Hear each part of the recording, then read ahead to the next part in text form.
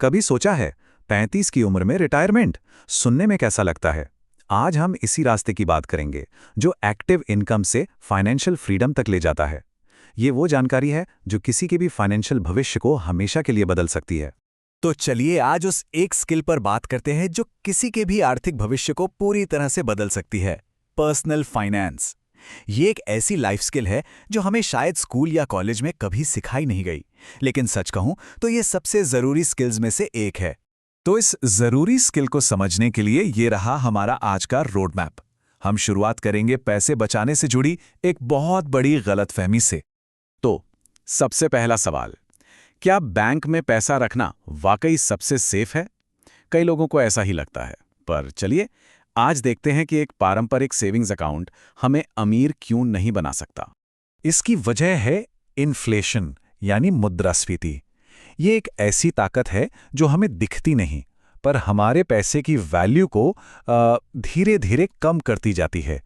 मतलब आज जो चीज़ 100 रुपए की है, हो सकता है अगले साल वो 105 की मिले। बस यही है इन्फ्लेशन।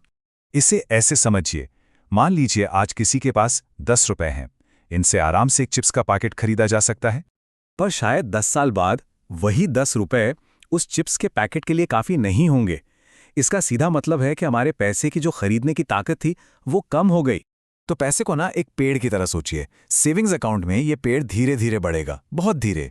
लेकिन जो इन्वेस्टमेंट है ना, वो इस पेड़ के लिए खाद जैसा काम करती है, जिससे ये तेजी से बढ़ता है। और सच तो ये है कि बैंक का जो ब्याज है वो इन्फ्लेशन को हराने के लिए अक्सर काफी नहीं होता। ठीक है, तो अगर सिर्फ सेविंग्स करना काफी नहीं है, तो फिर वेल्थ कैसे बनाई जाए? इसका जवाब दो तरह की इनकम को समझने में छुपा है। देखिए, एक तरफ है एक्टिव इनकम, मतलब कोई काम करता है तो पैसा मिलता है, काम करना बंद तो पैसा आना भी बंद, सीधी सी बात।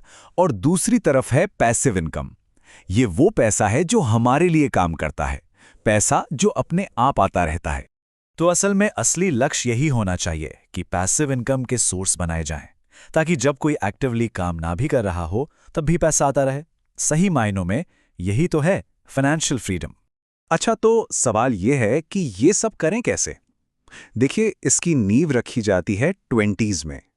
ये वो दशक है जब कंपाउंडिंग की ताकत का सबसे ज्यादा फायदा उठाया जा सकता है। रणनीति बहुत सीधी है, बस 4 स्टेप्स हैं। पहला, अपनी एक्टिव इनकम को जितना हो सके बढ़ाएं। दूसरा, फालतू के खर्चों को कम करें। तीसरा, अपनी बचत को मैक्सिमाइज करें। और चौथा और सबसे जरूरी, उस बचत को इन्वेस्ट करें। सुनने में शायद थोड़ा मुश्किल लगे, पर यह बिल्कुल मुमकिन है। और यहाँ एक बहुत ही पावरफुल रूल है। कोशिश करें कि अपनी इनकम का 80 से 90% इन्वेस्ट किया जाए। मान लीजिए अगर महीने की कमाई 50,000 रुपए है, तो कोशिश होनी चाहिए कि उसमें से 40 से 45,000 रुपए इन्वेस्ट हों।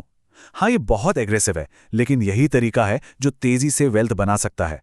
तो ठीक है, पैसा बचा लिया और अब इन्वेस्ट करने के लिए तैयार हैं।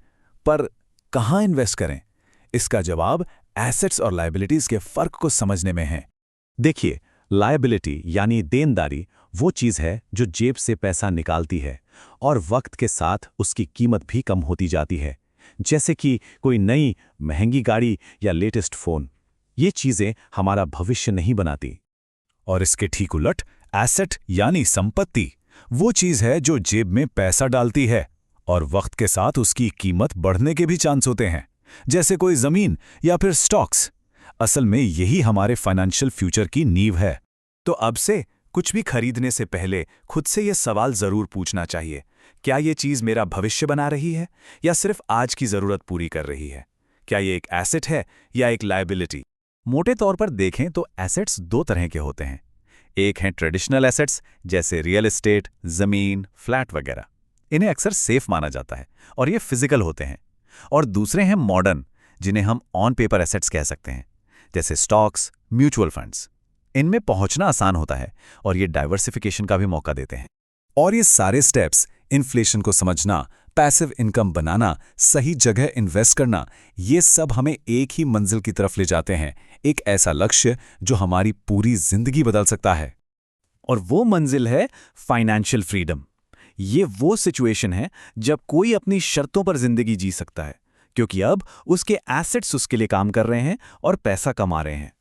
35 की उम्र में फाइनेंशियल फ्रीडम, सुनने में शायद बहुत बड़ा सपना लगे, लेकिन ये मुमकिन है। इसकी शुरुआत छोटे छोटे लेकिन लगातार उठाए गए कदमों से होती है। तो क्यों ना आज ही किसी एक लायबिलिटी को कम करके उस पैसे को कल के लिए एक एसेट बनाने में लगाया जाए।